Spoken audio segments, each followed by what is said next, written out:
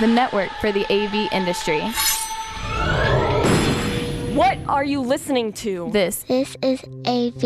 This is AVNation. This is AVNation. This is AVWeek, episode 186, recorded Friday, March 13th, 2015. That kind of brothel. Ready. AVWeek. Performing. Scan. Week. Online. This is AVWeek.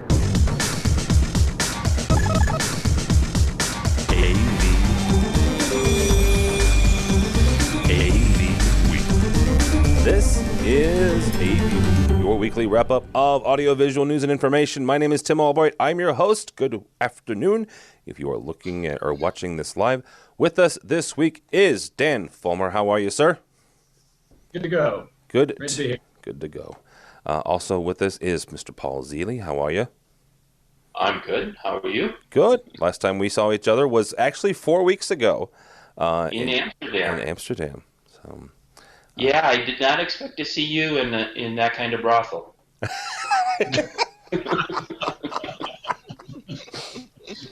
Now let's dissect that statement for a second. First of all, he was also in a brothel. So that's all I'm Second, it was that kind of brothel. It was that kind of brothel. So also with us is our buddy Mike Faulkner. How are you, sir? I'm doing well today. Good deal. And last but not least, everyone's envious of George's background. His name is George Tucker. He's the engineering coordinator for World Stage. Hello, all. I'm envious of Mike's. It looks almost like a lounge. Yeah, a little bit. Yeah, diplomas. Actually, last time I saw George Tucker, if I scoot over a little bit, you'll see the trash. There you go. Yeah. I'm sorry, you were saying? Just to show his age, that first deployment I saw says Hamburg on the top. Yeah. That just means it's an old one. Okay, one. if I scoot over, you can probably see the Electro Home one, too. Yes, but do you have an X10 one? No. No, there we go. No. Because they didn't exist. All right. Before we get started, just kind of, this isn't a story. I guess it kind of, you guys can comment on it if you'd like. But registration for InfoComm 2015 has officially opened up. So if you are planning to head to Orlando, head over there and get yourself registered for that. So if you don't know when that is, it is the second full week of June 2015 in Orlando, Florida at the Orange County Convention Center. So June. If you go to the website, it actually says June 13th through the 19th. The actual show part is the 17th, 18th, and 19th. That 13th is when all the classes and everything started. So cool stuff. I was actually just talking to George and some folks at InfoComm today. We will be there as well. We will have a booth as well again, so that'll be fun. We'll do some fun stuff. We're going to do the tweet up and everything on Wednesday. So fun stuff. Fun stuff. All right. Just for those who are watching, tweet up means beer. So come by. Beer. Beer is food. Beer. I heard beer. Free beer at that, right? Not just any beer. Free beer. Not quite ISC Amsterdam free libation in oh the my street, gosh, no. But beer. Yeah. I had enough Heineken to last me a lifetime. All right. I'm stuck. Yeah, I'm stuck. I blame the FCC. That's all I'm going to say. All right. So didn't you talk enough about that last week? Nah, sort of, yeah. It's a retaliation thing before. That may be. It may be. All right. So let's kind of lay this through here. This week, the Apples, as it were, out in Silicon Valley, released their latest greatest thing, which is the Apple Watch. And there was there's been a lot written about it. I just want to get your guys' take on it, your 2 cents on what it may or may not mean for AV. A couple of folks have asked me, and I commented a couple of times on what I thought it may or may not indicate. So, George, we'll start with you on this. What do you think that the Apple Watch will mean for AV? Well, all right. So, as a standalone, I think it might have a lot of the kind of features you can do with an interactive house and sensors associated with it. Unfortunately, in my view, with having to have a phone with it, and are you still there? Yeah. Oh, well, okay, we'll have to start that again because you just went away and I lost all audio. Oh. All right, so let me start again. I think as a standalone, it's pretty nifty idea, but the fact that you need to have it with a phone and that you have to pair it with that system to make it an ecosystem really makes it sort of a really pricey toy. I mean, I talked to John at Residential Systems and a couple of others about how I'd love to see it as sort of an RFID, follow you as you move, be able to sense exactly what you're doing kind of device with interactivity. But beyond that, I just don't see anything beyond what a lot of people latched onto, which was the healthcare portion. Having really interesting sensors and being able to use that as a daily monitoring system.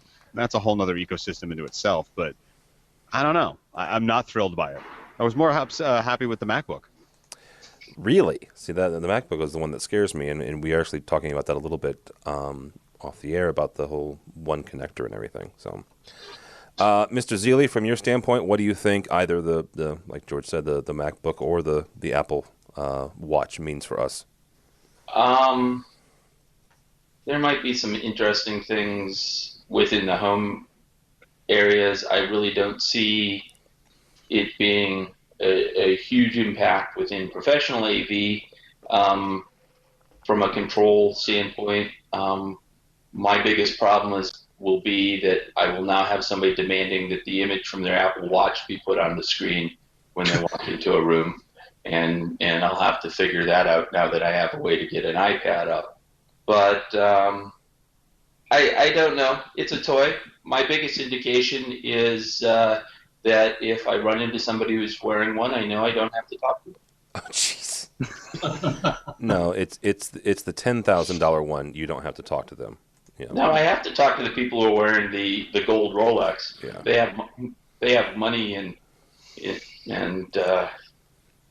presumably power, whereas the people who are going to be wearing the Apple Watch are going to be the same subset that were wearing the Google glasses. And as much as I live and breathe technology, I'm not a big believer in technology for technology's sake.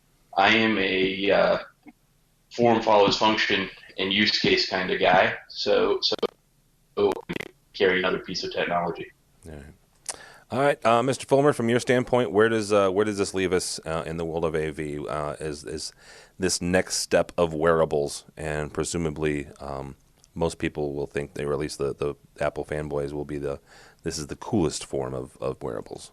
I would have to agree with others. I think the fact that you have to have the phone attached to it kind of takes away from it a little bit. Interestingly, I was reading up on the Apple Watch to see what it could do and what it couldn't do, and found an article on Disney's what do they call it, the Magic Band, which is a wearable device that they're using that uses basically beacons all over the park. And if you read the article, not to get into too much depth here, it seems like they've done almost everything you'd want to do with a wearable in the sense of what you want in a smart home, as far as people have some purchase, have security features in there for your kids, have security features in there in case it gets stolen.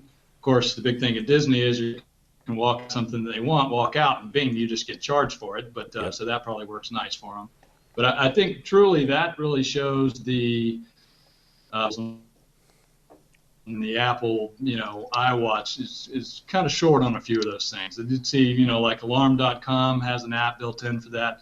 That's kind of cool. Again, if you didn't have to have your phone and I could reach down to my watch and check my security and arm it, that'd be really, really cool. But the fact that you're kind of, slave to your phone takes away a little bit of that. So I think it has some potential, but a lot of room to grow. And of course, the healthcare stuff is something I think we're all looking at as far as where the wearables can move us, much further forward. Yeah, absolutely. All right, Mr. Faulkner, you're going to have the last word on this. What do you think about the newest iWatch? Well, my phone is my watch and has been for a while now. I don't think the mention of having some kind of tracker for the kids in Disney, I have to comment that I don't want to spend that kind of money on my child to have him run around Disney anyway.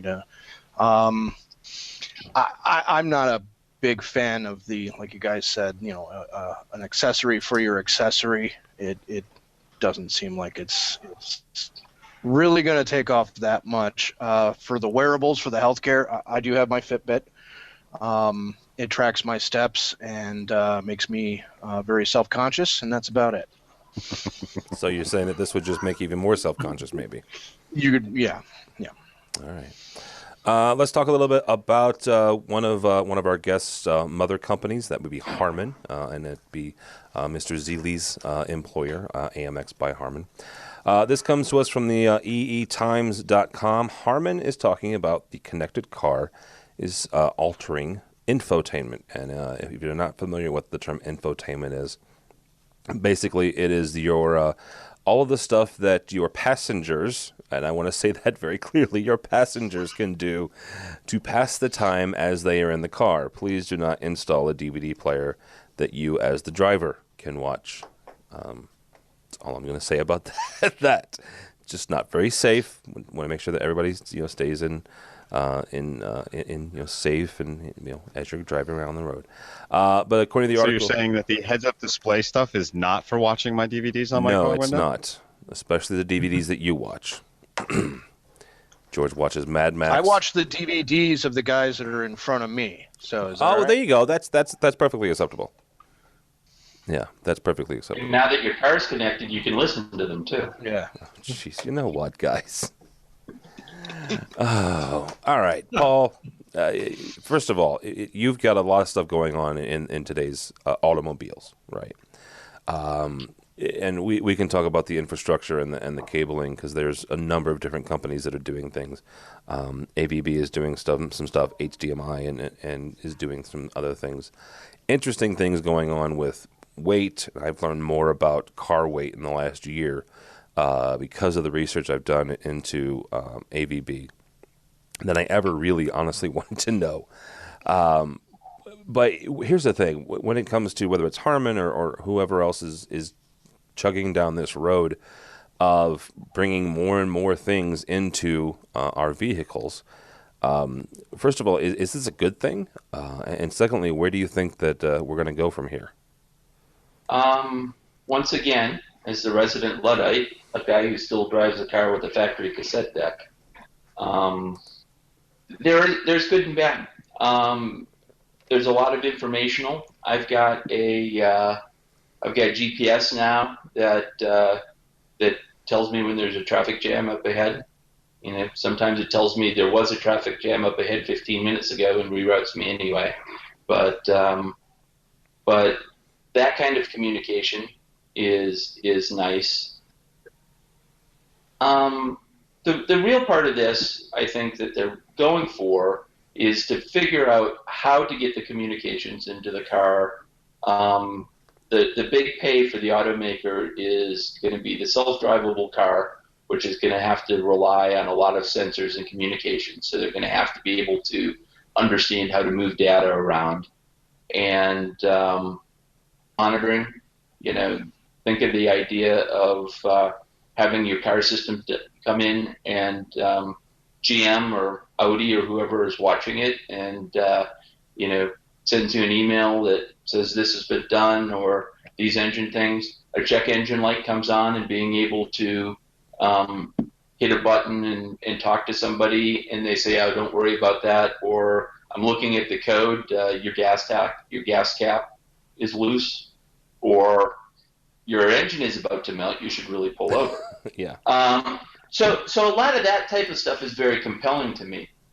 Entertainment within a car is nice, and granted, that's a primary revenue driver for my company, but I think some of it is really looking at the entertainment system today is the proxy for how some of these more advanced communications are going to happen. And so a car is a very strange lab space. You've got something that's got to run for 5 or 6 years, hundreds of thousands of miles in all kinds of conditions. If the radio breaks because you've got a fundamental issue in technology, it's not so bad. but do you want the first generation of technology to be navigating your self-driving car? No, probably not. But what you're Find out it works great for 28,000 miles. And then at 28,001 it breaks down. But almost what you're saying is this is a gateway technology into something. I'm really thinking it is, because it's just not worth that much money to be able to get texts and play DVDs. And quite frankly, gee, it's nice that they're saving 3 pounds of wire, but would you really go through the years of an IEEE standard and all of that technology and all of that money in order to get a DVD video signal 7 feet? Paul, as someone who has ridden with a 6 and an 8-year-old several hundred miles, I would say yes, it's very important. So. Oh no, it's important to get it, but the technology behind a piece of coax has been pretty well perfected over 100 years ago. Yeah. All right, Mike, you're shaking your head furiously, so I'm gonna let you off the chain here. Where do you think we're going with this? You're agreeing with Paul, it seems like. I'm agreeing with Paul when it's a stepping stone to other things well far into the future. When I say well far, I say in the 5 to 10 years, as everybody says. But the entertainment, copper works. Why are we reinventing it? The self-driving car direction is really where everybody's trying to get the data to, so that you can find out if the guy is 3 miles in front of you or 3 inches and you need to stop. Audio and video, I prefer it to kind of just stay where it is. Some people are probably going to want some type of video keg, so that they can continue to play all different kinds of movies when you're on the big road trip. I really would like my car to read my texts for me if I am stuck on the road. I don't want to be the guy reading his phone while he's driving. That'd be kind of neat. Have Siri or Cortana say, Mike, you have a text. Do you want me to read it? Yes. And then find out that dinner's going to be meatloaf again. You Say really that like it's a bad thing. Wow. I'm not a big leap. You've never had my wife's meatloaf. Then we'll have to make arrangements for that, and it's pretty darn good. Out of curiosity, real quick, Mike, what do you have? What do you drive? I drive a 2013 Prius. Okay. And I drive a lot. I live 64 miles away from the shop. Okay. So I spend a great deal of time in the car. So here, I had an experience. I buy a car about once every 10 years, right? Just because I'm a cheap bastard and I don't like buying cars. And I bought a used Ford Fusion, and I was going. I had like several different cars. I wanted to be a sedan, actually, but we're planning, because I only buy a car once every 10 years. This should, last me for a while. And I geeked out, and I tech geeked out, right? So I was down to a couple of things, and it was the interface, right? I have an Android phone. My Ford Touch reads the text with Androids. Has a lot of other different capabilities, but that whole integration with the phone, with the platform, and doing exactly what you just talked about. It was weird, right? I mean, gas mileage was relatively the same, 1 or 2, 3 gas miles per gallon. But it really came down to the integration with the technology. So. Yeah, I mean, my Prius has the touch screen. It has lots of integration. It won't read the text for me, but it does have a little message that pops up and says, you have a text message. Okay. So, I mean, and yes, there are a lot of really cool features with it. I've got no complaints with that. My first Prius, this is my second one. I put 250,000 miles on it in 4 years, and then I handed it to my wife. So that's another story. Mm-hmm. But yeah, I mean, I spend a lot of time in the car, so I want it to kind of help me, but I don't want to sit there and have to pay attention to another thing, and I really don't want the masses sorry masses, to have to pay attention to another thing while you're driving because it's bad enough. There are accidents constantly up and down Route 7, which I'm on every morning, of people that were, reading and emailing and all that on their phone. And that's scary. But if it's something where it's subliminal, to the, out of your peripheral vision to see that, a message came up, that was fine. If they can read it to me, audio wise, that's great too. But, I don't want more video in the car. If I play a video, it's going to be to the back seat, to the kids and stuff, and that's about it. Yeah. All right, Dan, from your standpoint, where do you think we're going with the infotainment and everything in the car AV? I'd have to agree. I think the biggest thing that I look for is, an AV integrator, somebody to smart homes, is the integration of your sources. And I think someone mentioned the word your AV keg. Basically is, the one request we get from clients is, hey, I'm playing something in my car. I'd like to walk into my house and have that song can still be playing. Or vice versa. I have kids as well. We take trips, which I couldn't survive without DVDs in the back. But it would be nice, again, instead of having to go grab the stack of DVDs now, which we don't have that many of anymore because we stream most stuff, to be able to take stuff that we own at home and somehow transport that to the car. I think that would be a really nice feature.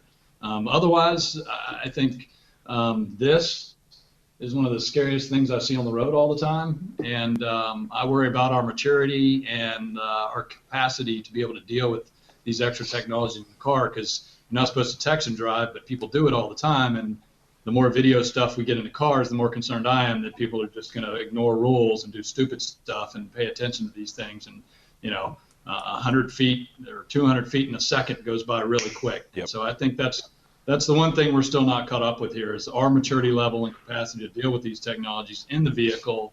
We just haven't reached a point where I'm confident that it's safe.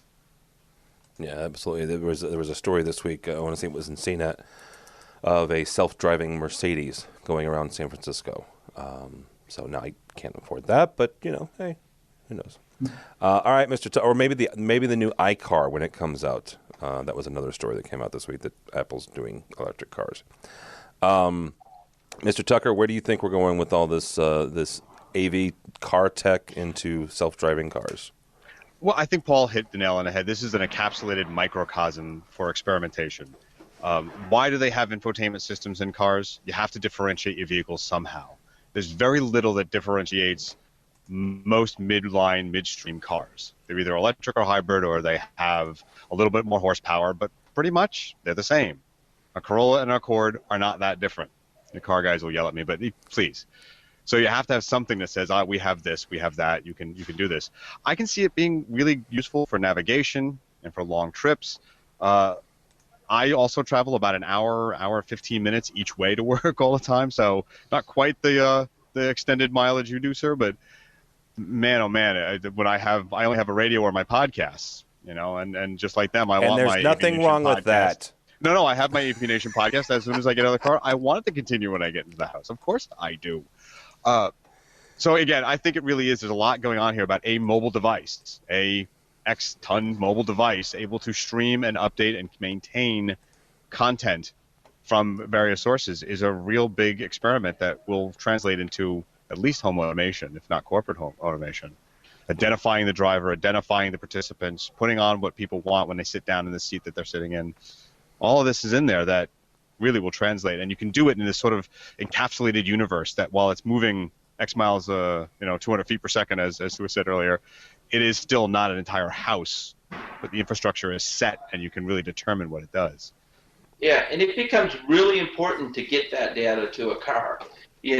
How often is your GPS out of date and you're having a problem? Around here, they're constantly building roads, and every 6 months or so, I finally get frustrated because I get lost, and I update my GPS.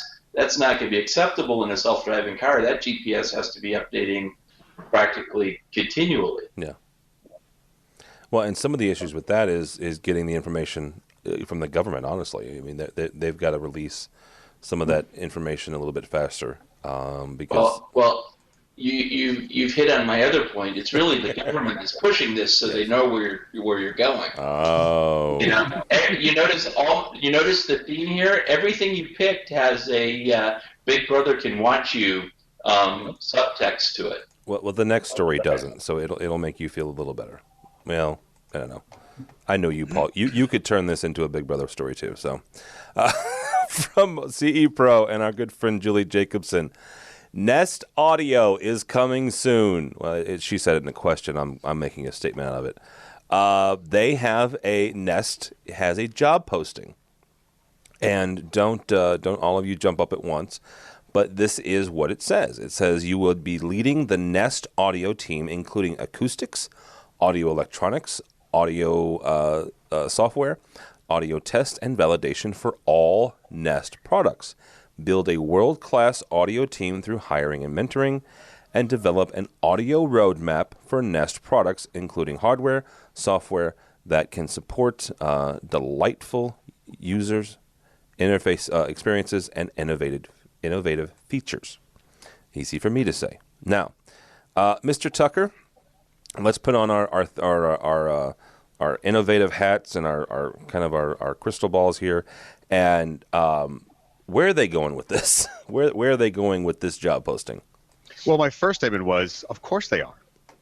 Okay. Google didn't buy Nest just to have the user database, so that's probably a large part of it, the metrics. Yeah. Knowledge about your daily routine and being able to find ways to sell you stuff through that. So it is Big Brother. Paul is right. Of course it is. Of course it is. But to that end, why would you not have an existing infrastructure in which you say, hey, we can layer upon this topology audio and video? We'd be, well, let's not do that. There's money in it. Let's never do that. Of course they're going to do it, and it's Google. I'm surprised it didn't come as soon as it did. And, look at those Nest, not the thermostats, the smoke detectors. Smoke detectors, yeah. They've had trouble. They have audio components in them. They were programmed to say things. How hard is it to translate into a decent speaker system? How hard is it to say, we're going to take Sonos on? We've got a library of gajillion files and a library of gajillion pieces of content. Yeah. Why not own the topology? It's what Apple does. It's the same thing, and I'm not surprised. How good it will be, I don't know. All right, Mr. Fulmer, you live and breathe in the residential space. What do you think of this? Well, I guess my take is kind of, I would have assumed they would have done this through acquisitions. Oh. Just because that's what they normally do, and it's how they acquired Nest, and it kind of to me seems like reinventing the wheel. In our industry, I mean, you have the Sonoses. There's even a couple of the Denon competitors Sonos now with the wireless speaker technologies. So it's kind of all out there. They're just another package that they're putting the wireless speaker system in. So again, it's not something we get into a lot of unless you don't need it. And then there's the big misnomer about wireless too, which these may change a little bit, is they're not truly wireless because you either have a battery that you got to change regularly or you got to power them. So you're still running some kind of wire. The one thing the Nest might have over that is somehow it is hardwired, and so you can get power to it through the secondary means, not a primary means like plugging into the wall. That may help it out a little bit. But I'm kind of a wait and see on this one still. So is this if this is where they're going with taking on Sonos and some other stuff? Is it something you would let's assume a couple things. It's decent. It sounds good. All this jazz. It meets certain customer criteria. Is it something that you would spec or recommend to a client? If it's easily integratable. The Nest came out and everybody talks about, I got to have the Nest. Well, we couldn't integrate it until earlier this year when they came out with their SDK. So essentially you had to write your own software to make it do anything. That was great 10 years ago. We all used to do that, but in the last 5 years, no one does that. I mean, everything should be modular and plug and play and ready to go. And I enjoy doing the more complex stuff. But again, today there's no need to do that. So I think that would be the key thing there is they have to make it an open source or easily integratable. Yeah. All right, Mike, from your standpoint, what do you think about either the job posting or what they're headed for in doing this? The job posting, I am a little, concerned or confused, I should say, by the like he said. Normally they just by somebody or some other company. When it comes to trying to do something like Sonos, I liked the picture of the smoke detector with the audio coming through, although I envision more like a 6-inch Tannoy dual concentric smoke detector. Wow. And have one of those in every room, and being able to play from my all of my hard drives, all my music, and something like that. That'd be pretty cool. Okay. All right. I'm sure it'll be a separate box, though. I can't imagine something that's installed in the house like the rest of their gear. It's got to be a separate device that you can pick up and set down somewhere. Yeah, most likely, and it'll probably be on their mesh network and all that jazz, and play well with others. So. Chrome TV. Yeah. All right, Mr. Zeely, where do you stand on this? Well, I think the real reason for going after this is that Nest and Google need to build a critical mass of connected devices, because the real fight here is not going to be for the audio system and the incremental gain they can bring up within an audio system. The fight is the Apple world of own the ecosystem. Therefore, whatever the next thing they need is, they're going to buy mine.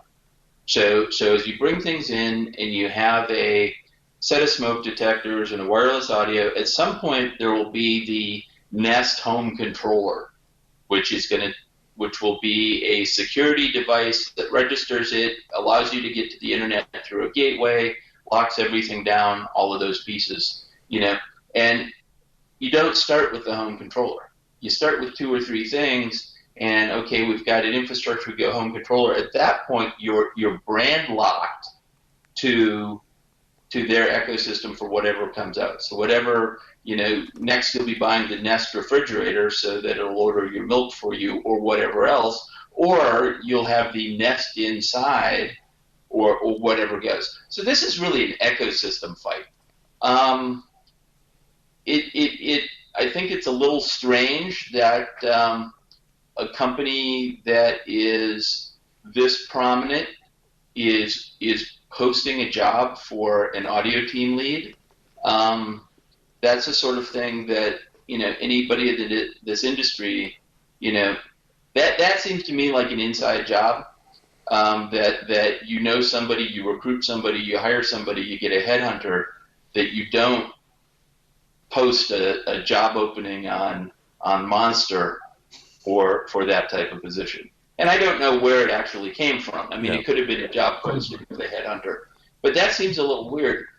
Inherently, there's nothing new. There's a lot of wireless, presumably wireless. I like wires. I have been very upfront about that. I understand and believe the technology behind wires, no matter what, and therefore I like it.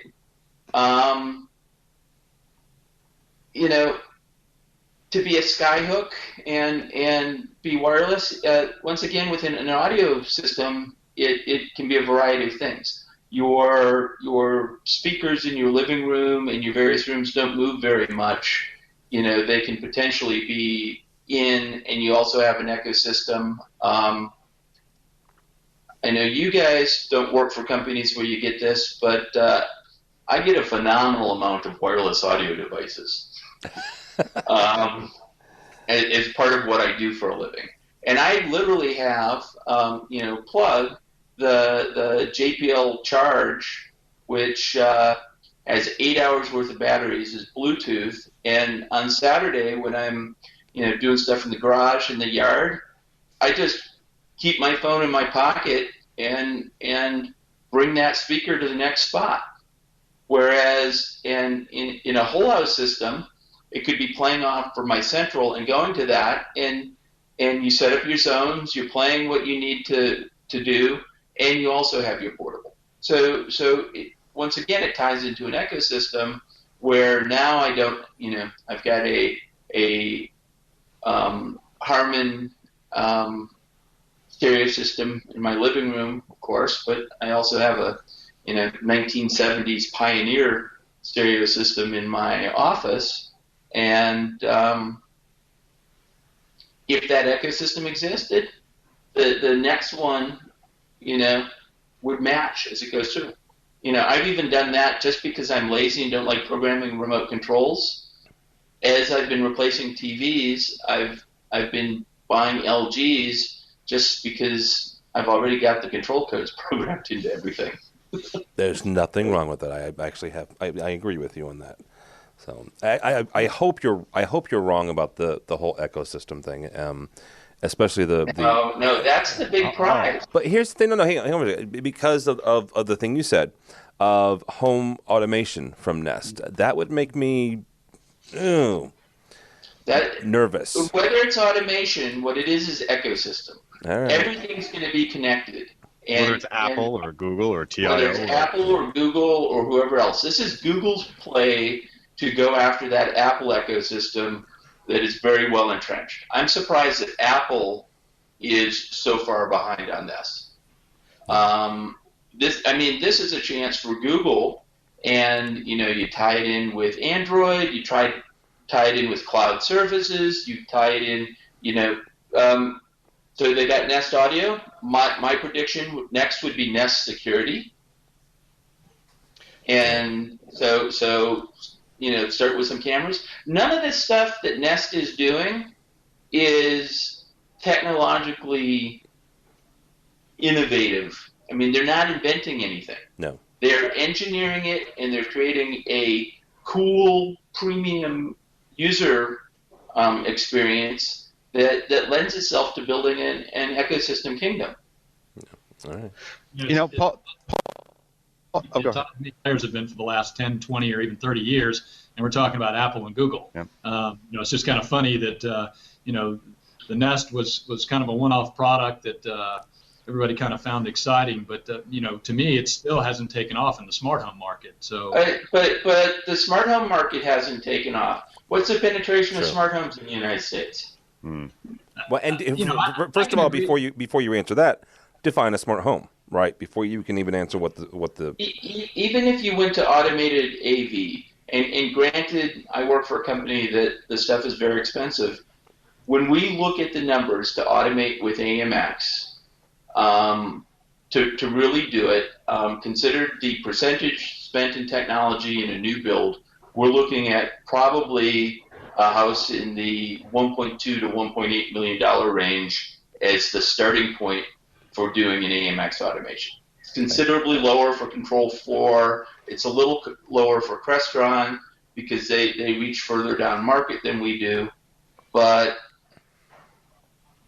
none of these have gone down, and none of these have hit the do-it-yourselfer. So some level of smart home that doesn't involve a professional that moves forward is going to dominate that bottom 75% of the market. So all of the houses and markets that are not premium.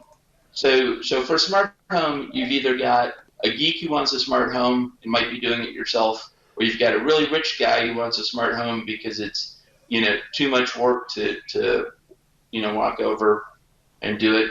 I'm old enough that I remember when people made fun of people who used IR remote controls because they were too lazy to get up and turn off the TV. Yep.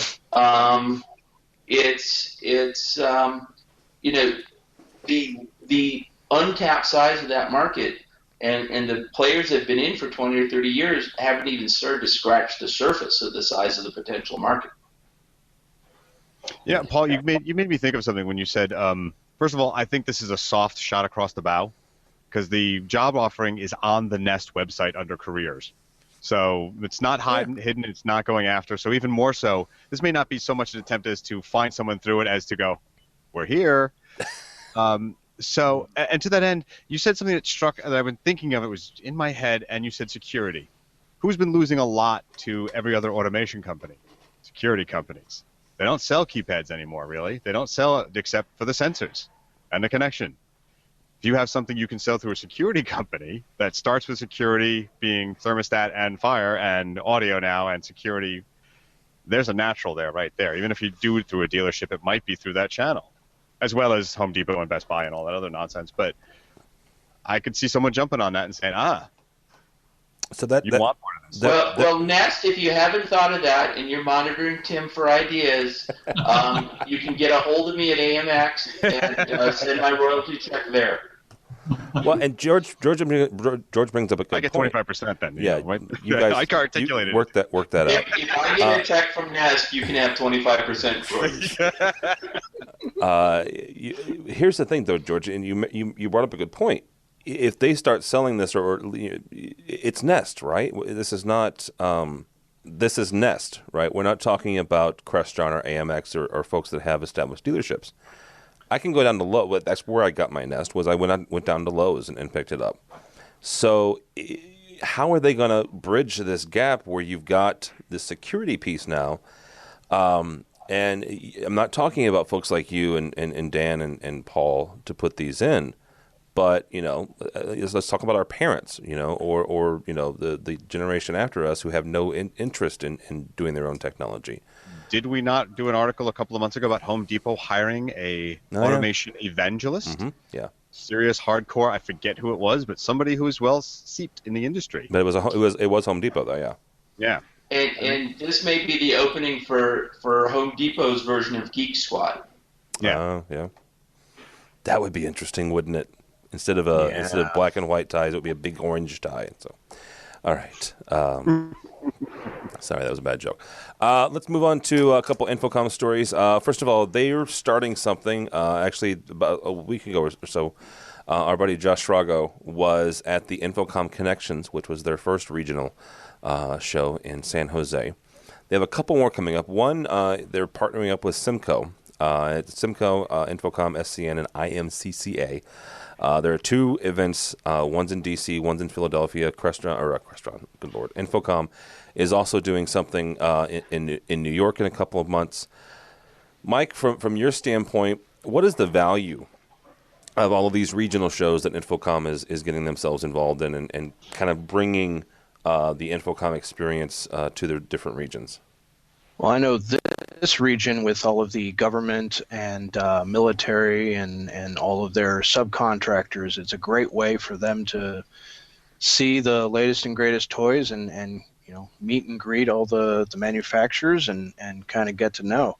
I think it's wonderful. I think it's a tool for the integrators in this area, and Lord knows there's a lot of integrators in this area. Yeah. For us to meet our clients, our new clients, and show off the latest toys. That's it.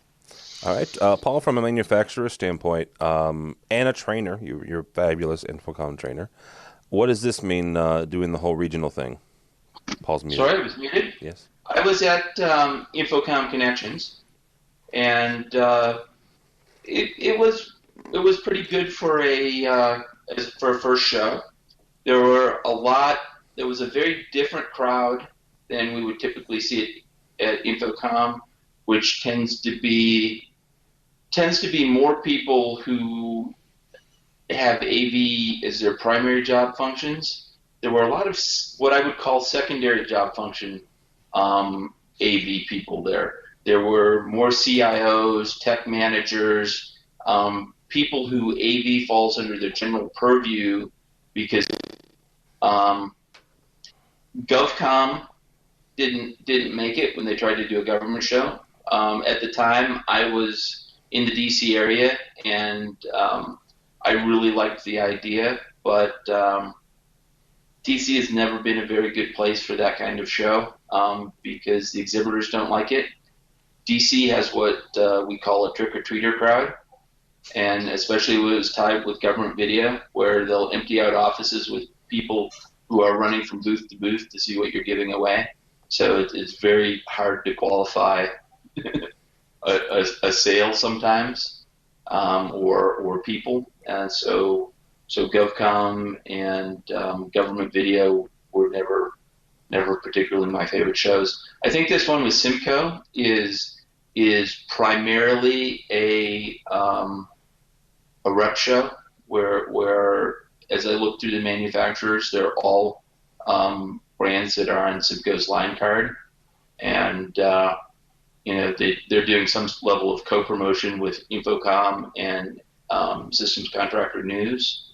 Although the San Jose show was very much in alliance with System Contractor News too, where they tend not to heavily align the main shows. The panels that I was on were all SCN panels, and not through.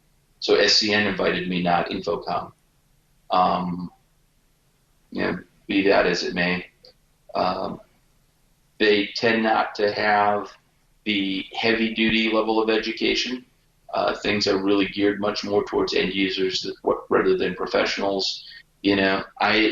I look over and I would hate the thought of me having to present leveraging IT networks to deliver powerful AV solutions in an hour. No, because typically that's a 3-day Infocom course. Or a 45-minute audio conferencing DSP recipe for baseline programming in 45 minutes. And you're dealing at a different level. Yeah. So I think the big advantage of these regional shows is it's drawing out the non-pro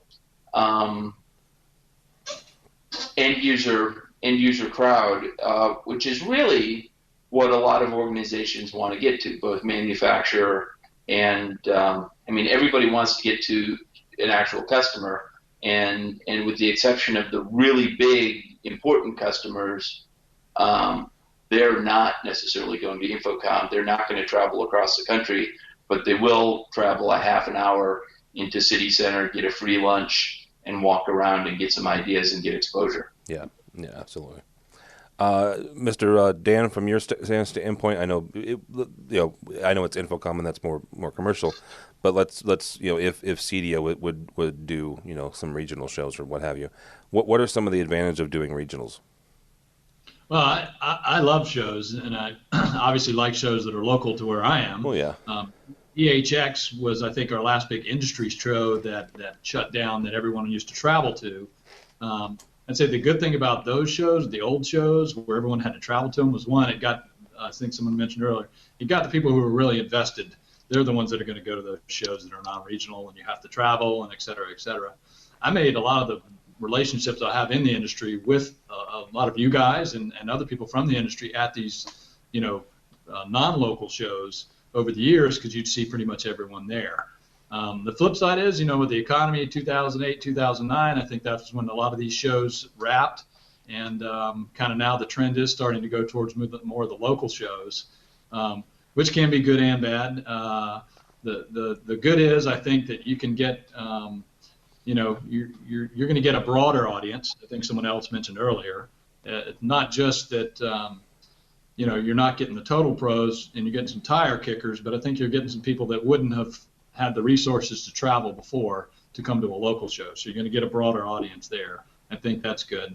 Another good thing is you'll get, if there's regional shows that are within limited distances, you may be able to go to 2 shows and get different information from different instructors. So I think that's another way to look at it. I've taught at EHX and several other shows over the years, and to me that was one of always the funnest things. I always learned more instructing than I did taking a class at OIC, because the people in the audience would raise their hands and have suggestions and questions that got me thinking more.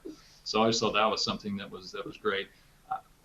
I think the regional shows are where we need to go.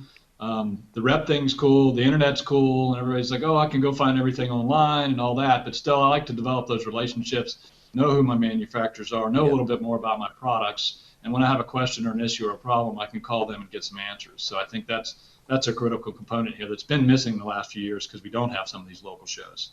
Yeah, I would agree with that. There's when I make the business case to go to different shows, that's one of the biggest things, right? Is the ability to understand the fact that I know Paul Zealy.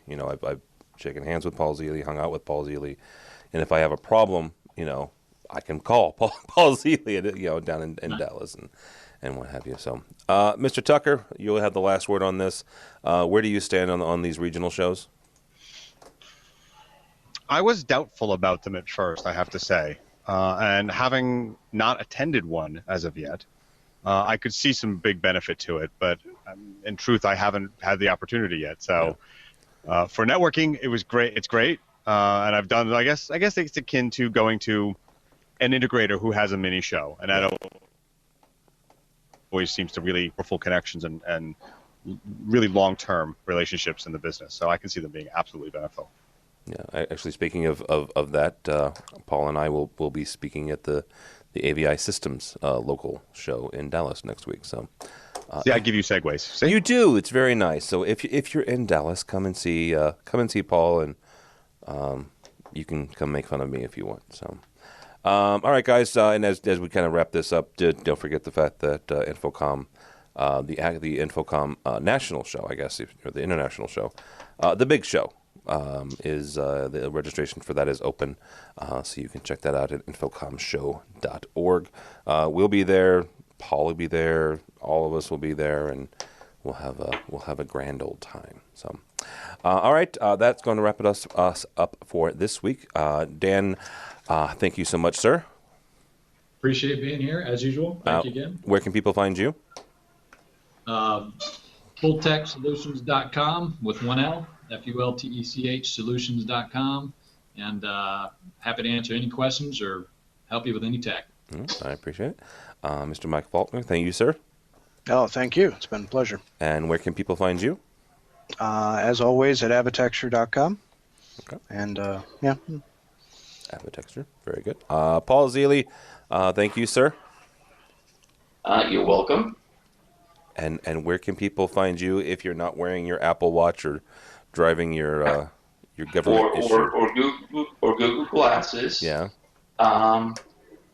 AMX.com. And just to plug some more of the Infocom stuff, I'm teaching several IT oriented courses at Infocom, specifically for the AV integrator, including a new entirely revamped network audio video systems, which is going to be debuted, I believe, at the Infocom show.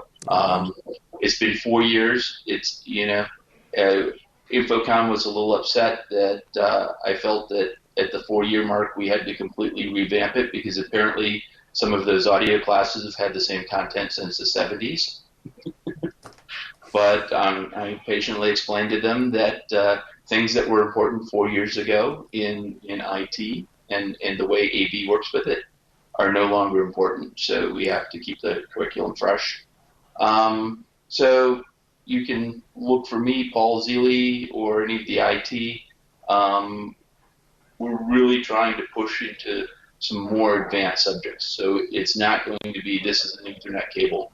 I'm doing an entire Super Tuesday on traffic analysis, including the second portion of it is specifically dealing with analyzing multicast on the network. Oh, nice. And to be able to look into it.